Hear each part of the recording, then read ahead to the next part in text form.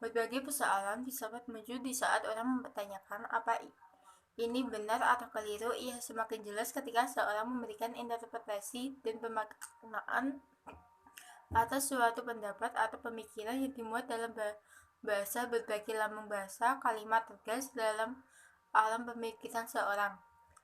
Pendeknya, bahasa sebagai lambang wujud manusia di dunia, karena memang dengan bahasa setiap anak manusia dapat berkomunikasi dan proses adaptasi lingkungan. Dengan bahasa kita dapat menyatakan atau mendeskripsikan apa yang dilihat, apa yang kita rasakan, apa yang kita inginkan, apa yang kita pikirkan, dan bahkan apa yang menyangkut realitas kehidupan manusia di dunia. Bahasa beraklah suatu yang muncul tanpa Taules dalam kurung maksud setiap kalimat dalam bahkan kata demi kata yang tidak ada di dalamnya pun hadir dengan taules sendiri, dengan maksud dan makna sendiri, serta mempunyai fungsi lokus tersendiri sedemikian rupa sehingga untuk memahami setiap kata dan kalimat yang diungkapkan oleh seorang tokoh atau lebih mesti pula dikembalikan pada apa yang menjadikan taules penggunaannya. Russell, filsafat bagi Peter Russell pada prinsipnya tidak lain adalah logika. Filsafat yang memperhatikan hukum logika dapat menerangkan ide-ide fundamental yang merupakan dasar bagi pengembangan ilmu pengetahuan. Ilmu khusus hanya melidiki bagian dari tertentu saja dari keseluruhannya. Jika ilmu pengetahuan mulai menyelidiki pada unsur-unsur paling sederhana, kemudian mencapai pengetahuan lebih majemuk, maka filsafat berangkat dari pengetahuan abstrak majemuk untuk kemudian melalui analisis filosofisnya dapat mencapai skematisme logis dalam kurung logical form yang paling sederhana dari sebuah abstraksi. Logika bagi Peter Ross tidak lain adalah sebagai alat yang harus ada bagi filsafat. Meskipun ia bukan bagian dari filsafat, tetapi posisinya sangat menentukan pola kerja filsafat itu sendiri. Bagi Peter Ross, bersifat bertugas memberi analisa tentang fakta-fakta. Filsafat harus melukiskan jenis-jenis fakta yang ada. Fakta di sini adalah berupa karakteristik maupun relasi yang dimiliki benda-benda. Lantaran fakta yang dibangun oleh profesi sebagai sumber terdiri dari komponen kata-kata yang menunjukkan pada data indrawi dalam kurung sisi data dari ciri-ciri atau relasi dalam kurung universal. Frekuensi sebagai simbol terdiri dari kumpulan kata-kata yang menunjukkan pada data indrawi dalam kurung sisi data dan ciri-ciri atau relasi dalam kurung universal. Frekuensi seperti ini disebut veteran dalam posisi antonomi.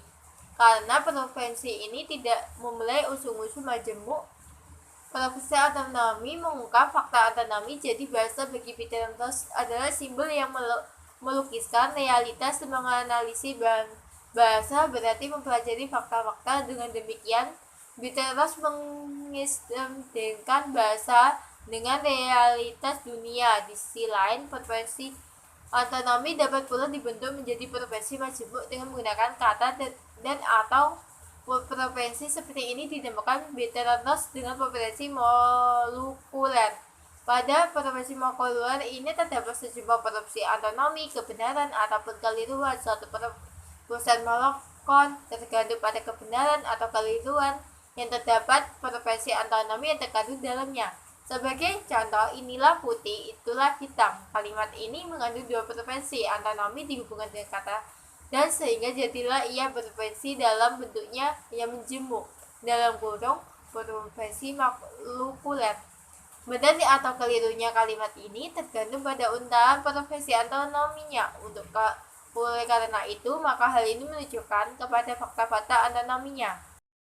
Demikian, bahwa baik profesi antonomi maupun profesi molekuler menunjukkan kata fakta-fakta antonominya, sehingga untuk menentukan kebenaran atau keliruannya suatu bentuk profesi antonomi atau molekuler ditentukan oleh fakta antonominya. Akan tetapi, fakta antonominya kata Peter Ross tidak dapat mengungkapkan bahwa dirinya sendiri, maka oleh karena itu pula tidak dapat dikatakan benar ataupun tidak pula dikatakan salah.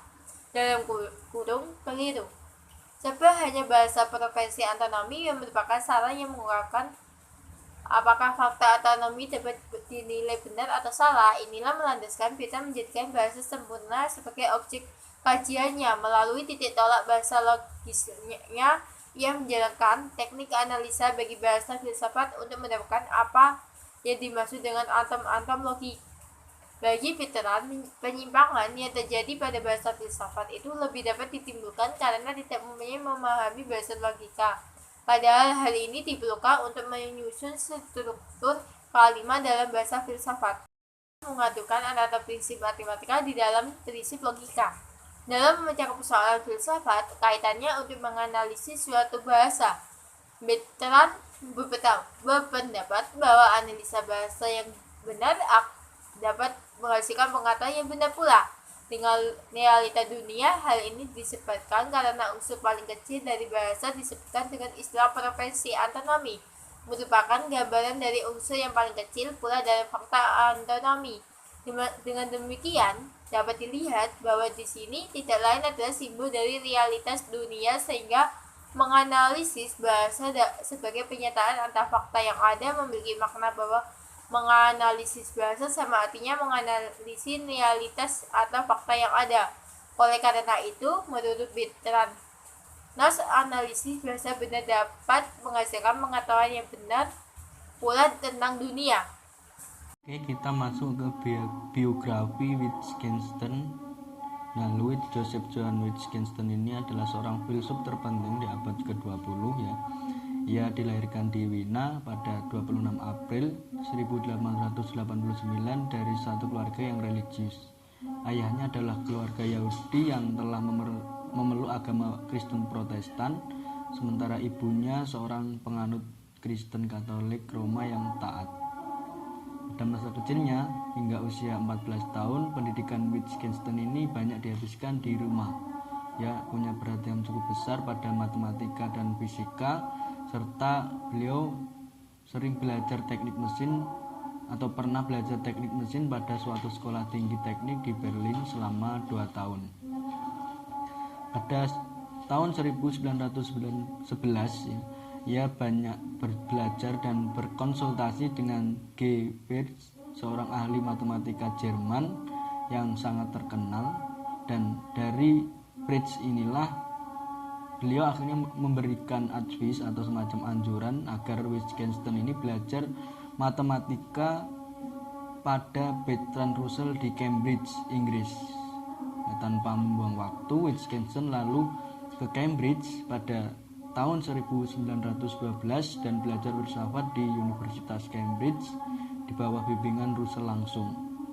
Ya, atau Wittgenstein ini sangat tertarik pada bukunya Bertrand Russell yang berjudul Principle of Mathematics, dan di sini ia mendapat kemajuan pesat khususnya dalam bidang studi logika dan filsafat matematika.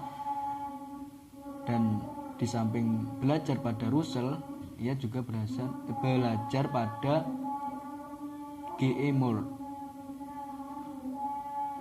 Namun segera setelah terjadi perang dunia pertama itu pecah, Wittgenstein ini memutuskan untuk kembali ke tanah airnya untuk bergabung dengan tentara Austria sebagai sukarelawan, sebelum pada akhirnya beliau malah tertawan oleh tentara Italia pada tahun 1918.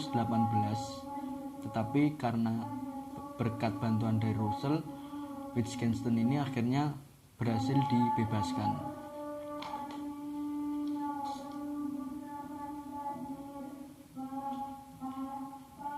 Akhirnya pada tahun 1929 ia kembali ke Cambridge untuk berkecimpung dan menghidupkan kembali minatnya pada kajian filsafat, dengan yang akhirnya beliau berhasil membuat buku yang berjudul Tractatus, yang berkat bukunya inilah ia kemudian memperoleh gelar doktor filsafat dan mulai mengajar di Trinity College. Dan selama itu sampai di tahun 1936 ia lebih banyak tinggal di apartemen pribadinya di Norwegia, di mana ia mulai mengerjakan apa yang kelak menjadi salah satu magnum opusnya yang lain, yakni karya Philosophical Investigation. Nah, kemudian pada tahun 1938 ia diterima sebagai warga negara Inggris, dan setahun setelahnya ia menggantikan G.E. Moore sebagai guru besar filsafat di Trinity College, Inggris. Salah satu perhatian filsafat Wittgenstein adalah hakikat bahasa. Nah, ia memang sangat menekuni apa yang disebut dengan analisis struktur logis bahasa, baik menyangkut keterbatasannya maupun penggunaannya, bahwa apakah itu dapat digunakan atau tidak dapat digunakan, serta varian-varian penggunaan bahasa. Sehingga dalam perspektif inilah yang kemudian membuat filsafat analitiknya terbangun. Selanjutnya kita masuk ke pemikiran Wittgenstein. Tadi telah disinggung bahwa fokus pemikirannya adalah pada bahasa. Maka alasan analitik bahasa ini menjadi fokus kajian Wittgenstein itu salah satunya adalah karena menurut Wittgenstein pada era prakontemporer para filsuf itu banyak yang terlalu mengutamakan substansi atau materi filsafatnya, yang pada akhirnya mereka itu mengabaikan ungkapan atau bahasa yang digunakan. Jadi banyak kata-kata aneh yang mengandung cacat seperti kekaburan arti, kemakna gandaan, dan ketidakterangan itu cukup mendominasi diskursus filosofis mereka. Nah, gagasan vital atau fundamental ide Wittgenstein ini tentang bahasa khususnya itu dapat dijumpai dalam dua magnum opusnya, yakni pada Tractatus dan Philosophical Investigation. Dua buku ini tidak saja memiliki kontradiksi antar satu dengan lainnya karena terjadi dialektika di dalamnya, tetapi juga dapat dipandang mewakili dua corak dari tahap perkembangan filsafat analitik yang beliau angkat, yaitu atomisme logis dan filsafat analitik biasa.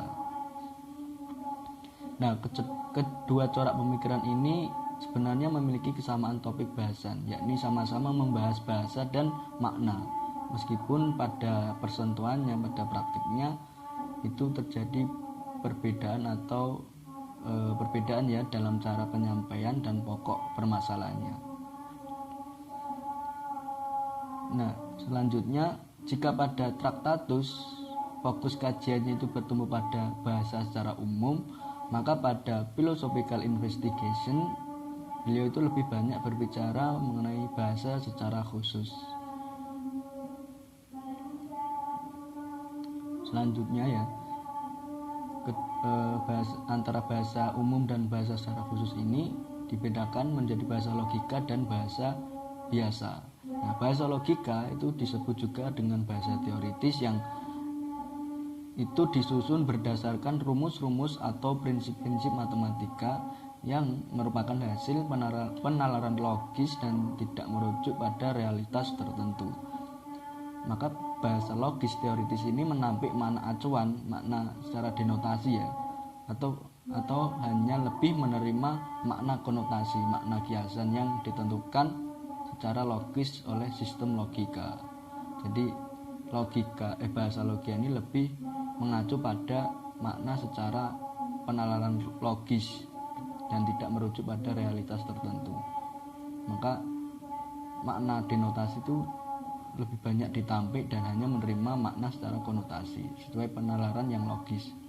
Ya, sementara bahasa biasa atau yang biasa disebut sebagai dengan bahasa praktis itu lebih disusun tidak dari atas ya, tapi dari bawah.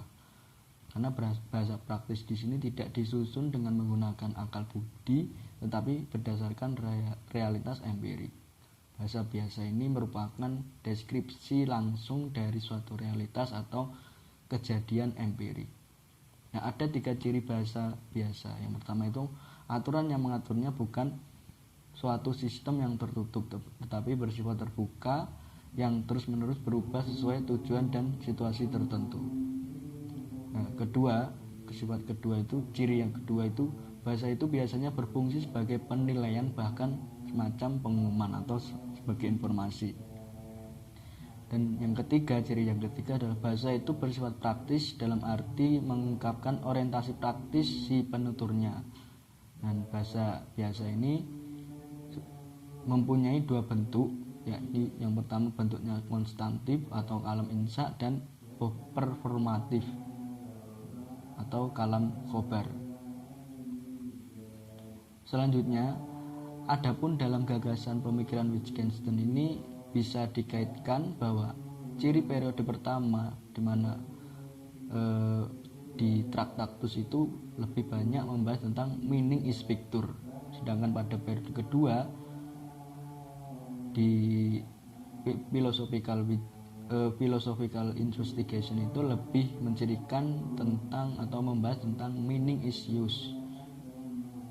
Nah, apabila dicermati secara mendalam, corak yang periode pertama itu merupakan membahas tentang rumusan-rumusan jawaban, sedangkan pada periode kedua itu lebih sebagai jawaban-jawaban pertanyaan. Ini kita masuk ke Wittgenstein pertama atau periode pertama corak pemikiran beliau ya, Wittgenstein ini. Sebenarnya penyebutan Wittgenstein pertama di sini adalah upaya penyederhanaan pemikiran Wittgenstein yang memang termaktub atau tertuang dalam karyanya yang berjudul Tractatus kan. Nah, dalam karya ini Wittgenstein itu menyatakan bahwa dunia atau realitas itu sangat ditentukan oleh fakta-fakta. Apa yang disebut oleh Wittgenstein tak lain di sini adalah bentuk peristiwa-peristiwa yang disebut fakta itu, atau dalam istilahnya itu state of affair. Nah, isi dari buku Tractatus ini ya sesungguhnya berbicara tentang bahasa, khususnya logika bahasa yang sangat kental dan padat. Salah satu topik terpenting dari buku Tractatus ini adalah bahwa apa yang dipopulerkan oleh Wittgenstein itu sebagai the picture theory atau teori gambar yang dipandang sebagai teori tentang makna. Karena Wittgenstein ini berpendapat bahwa bahasa itu menggambarkan realitas, sementara makna tidak lain adalah penggambaran suatu keadaan faktual dalam realitas melalui bahasa. Jadi bahasa itu menggambarkan realitas, sementara makna itu tidak lain adalah penggambaran suatu keadaan faktual dalam realitas melalui bahasa. Kemudian kita masuk ke Wittgenstein kedua ya, periode kedua pemikiran Wittgenstein dalam bukunya yang berjudul Philosophical Investigation ini. Nah, corak pemikiran pada periode kedua ini berupa jawaban-jawaban pertanyaan. Maaf, di sini slide-nya salah ini. Kalau rumusan pertanyaan itu corak pemikiran yang periode pertama, kalau yang kedua itu berupa jawaban-jawaban pertanyaan gitu. Nah, ciri periode kedua ini seperti yang sudah dikatakan tadi adalah meaning is use atau makna suatu pertanyaan itu sangat tergantung pada jenis bahasa yang digunakan.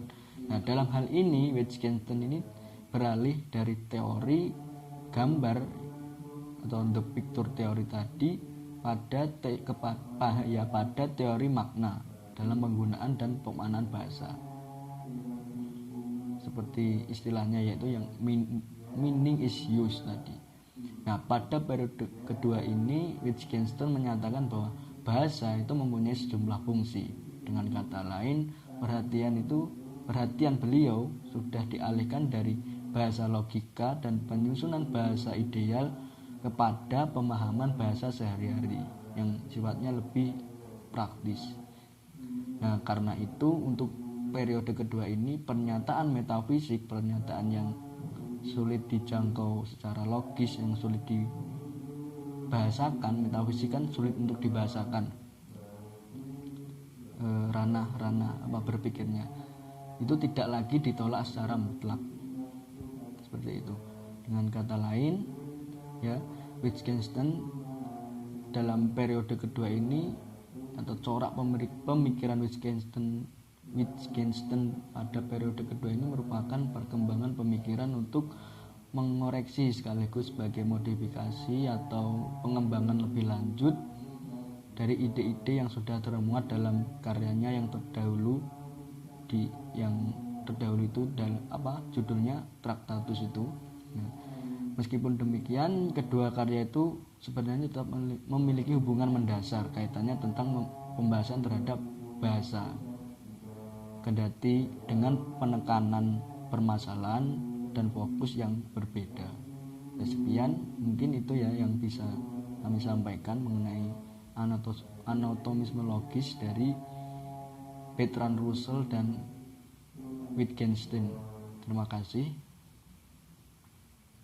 Saya tutup. Assalamualaikum warahmatullahi wabarakatuh.